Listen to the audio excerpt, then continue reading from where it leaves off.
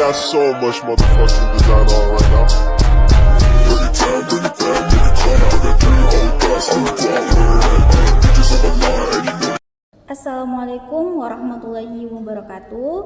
Perkenalkan, nama saya Safarni Tanggu, NIM 2310400031, kelas PGMI 2 semester 4. Saya akan membacakan satu redaksi hadis lengkap dengan sanad dan rawinya serta terjemahan dan kandungan matannya dan kontekstualisasi hadis dengan konsep atau teori pendidikan Islam kontemporer.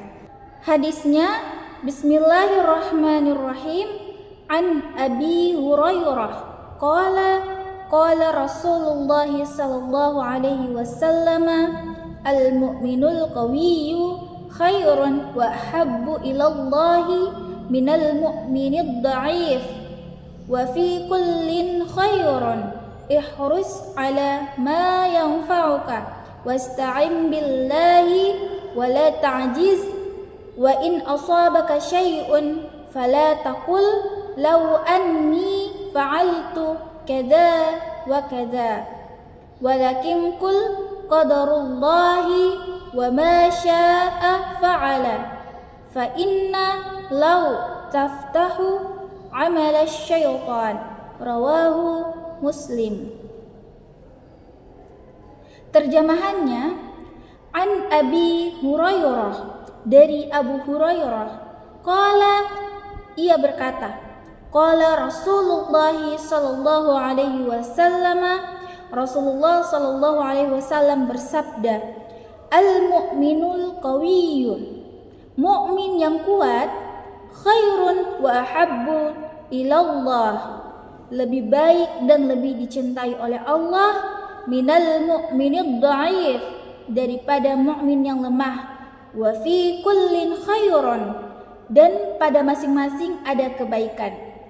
Ihrus ala ma yanfa'uka, bersemangatlah terhadap apa yang bermanfaat bagimu. Wasta'in billahi, dan mintalah pertolongan kepada Allah. Wala ta'jiz, dan jangan lemah atau putus asa. Wa in asabaka syai'un, jika sesuatu menimpamu, fala taqul, maka jangan katakan, lau anni fa'altu kadza wa kadza, seandainya aku melakukan begini dan begitu. Walakin qul, tetapi katakanlah, qadarullah, takdir Allah, wa ma syaa fa'ala, dan apa yang dia kehendaki dia lakukan. Fa inna law taftahu amal syaitan, fa inna, karena, law, seandainya, taftahu amal syaitan, itu membuka pintu perbuatan setan. Rawahu Muslim, hadis riwayat Muslim. Sanad atau sahabat periwayat adalah Abu Hurairah, di mana dalam hadis tadi disebut an Abi Hurairah, dari Abu Hurairah. Perawi hadis diriwayatkan oleh Imam Muslim sebagaimana tertulis di akhir hadis. Rawahu Muslim, riwayat Muslim. Kemudian kandungan matan hadis. Hadis ini berbicara tentang pentingnya kekuatan iman, usaha yang sungguh-sungguh, dan sikap tawakal serta larangan berandai-andai atas musibah yang telah terjadi. Pokok-pokok kandungan hadis ini ada beberapa. Yang pertama, keutamaan mukmin yang kuat, di mana seorang mukmin yang kuat secara fisik, spiritual, dan mental lebih dicintai oleh Allah dibandingkan mukmin yang lemah. Kemudian yang kedua, motivasi untuk berbuat baik. Kita dianjurkan untuk semangat melakukan hal yang bermanfaat. Kemudian sikap mental positif, di mana meminta pertolongan kepada Allah dan tidak bersikap lemah. Jika tertimpa musibah, bersikaplah sabar dan tidak menyesali secara berlebihan. Dan larangan berandai-andai dalam hadis dengan kosakata lau. Islam melarang mengatakan seandainya aku, karena itu membuka pintu bisikan setan. Selanjutnya, kontekstualisasi hadis dalam konsep pendidikan Islam kontemporer. Yang pertama, pendidikan karakter dan mental.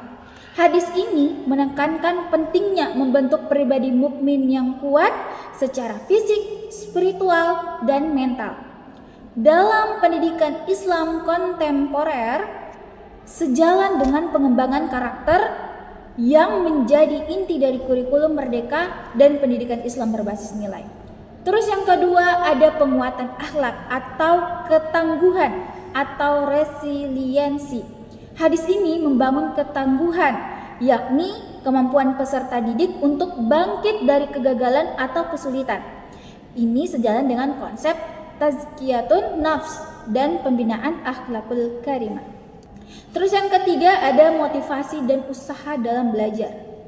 Frasa ihris a'la ma yanfuka, bersemangatlah untuk hal yang bermanfaat, dapat diterapkan sebagai prinsip motivasi belajar dan etos kerja siswa, sesuai dengan pendekatan humanistik dalam pendidikan yang menempatkan peserta didik sebagai subjek aktif pembelajar. Kemudian yang keempat, integrasi tawakal dan ikhtiar.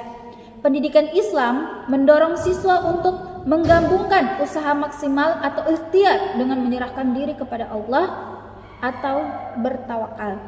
Ini mendukung integrasi aspek spiritual dan rasional dalam proses pembelajaran. Dan yang terakhir ada pencegahan stres akademik.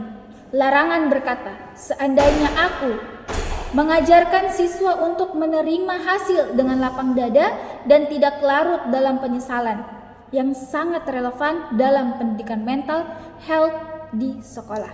Kesimpulannya, hadis ini menjadi landasan kuat dalam pendidikan Islam kontemporer untuk membentuk siswa yang kuat iman dan mental, bersemangat melakukan kebaikan, tidak mudah menyerah, berjiwa ikhtiar dan tawakal, dan memiliki karakter positif dalam menghadapi kegagalan. Assalamualaikum warahmatullahi wabarakatuh.